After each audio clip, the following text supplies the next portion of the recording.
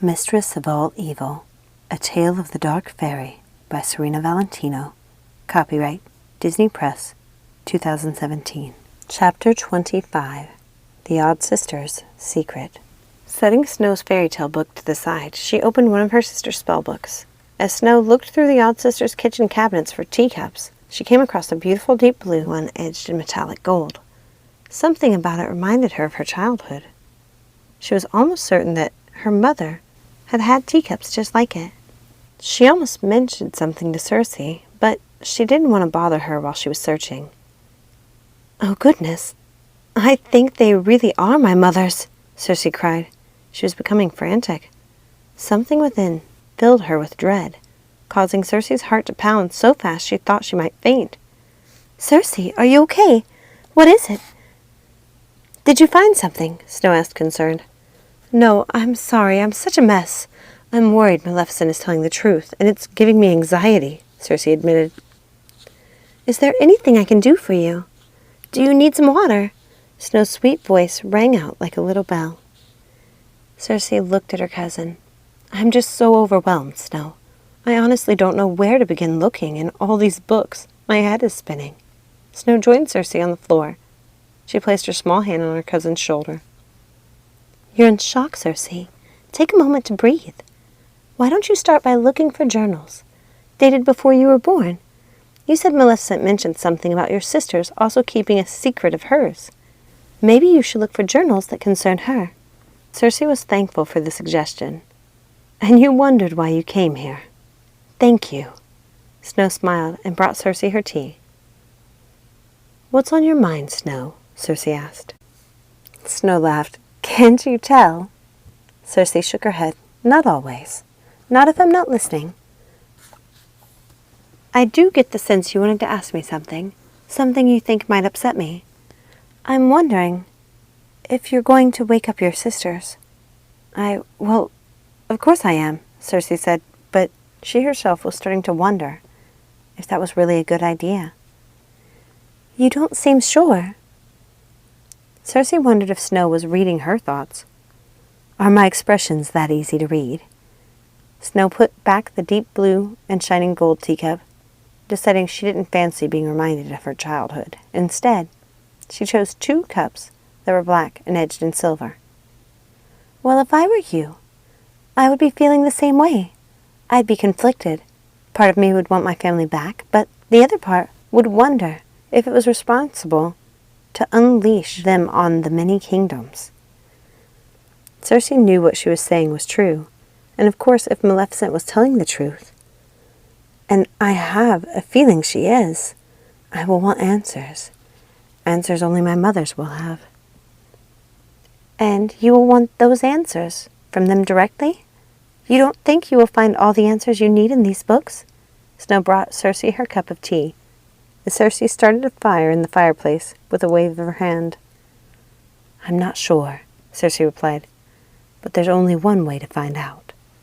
As Circe searched through her sister's books, Snow sat in one of the love seats, sipping her tea and letting her thoughts wander. Strangely, she felt a sense of relief to be away from her mother.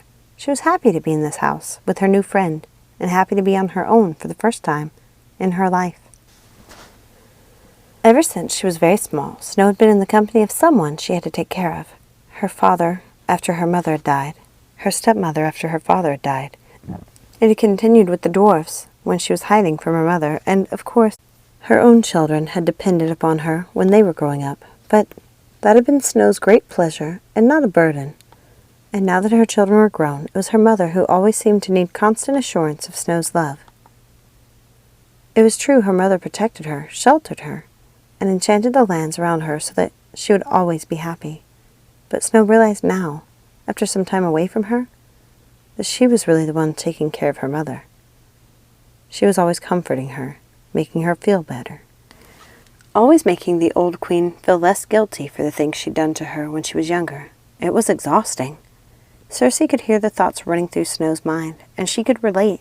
She imagined the scene that would likely transpire if she was able to wake her sisters.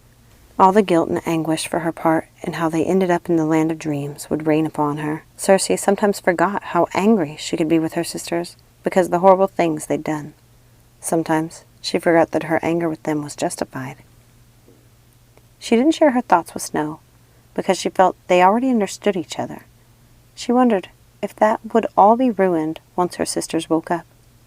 Her sisters had no love for Snow White, though Circe didn't understand why. Often her sister's hatred was arbitrary, and surely that was the case with Snow White. She'd been just a child when they knew her. Perhaps I will find answers in these journals. Maybe after all these years I will finally get to know my sisters and learn who they really are. She'd been looking through the spellbooks for a long while when something finally caught her eye. Circe went ghastly pale. All the color ran from her face, and she looked like she might faint. "Oh, Snow, I think I found it. I think I found what Maleficent was talking about. It's a spell." "What is it?" Snow ran to Circe. "Are you okay? Come, sit down over here.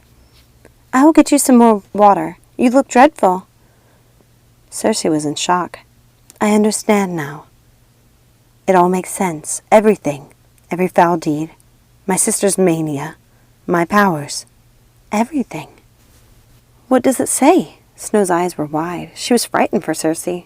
Before Circe could answer, they were interrupted by a terrible rumbling. Snow rushed to the window and saw that the house was lifting off the cliff, rising through the clouds into the heavens. "Circe, what's happening? Are you doing this?" Circe looked just as terrified as Snow was. "No, I don't know why the house is traveling. Snow, sit down. I'm sure we'll be safe, but please sit down, just in case." Circe went to the large round window in the kitchen to get a better view of where they were headed. Although she'd experienced it more times than she could correctly recall, her sisters had always directed the house.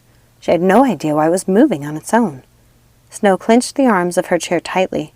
Circe sat back down beside Snow. "We'll be fine, sweetheart. I promise. This is the way my sisters and I have always traveled. The house is meant to move from one place to another like this. I just don't understand why it's happening now and on its own." "But where are we going, Circe?" Snow asked. "I don't know, my dear. I guess we'll find out when we get there." Thank you so much for listening. Remember, like and subscribe, and don't forget to ring that notification bell to keep up to date on all the new magic. Have a magical day.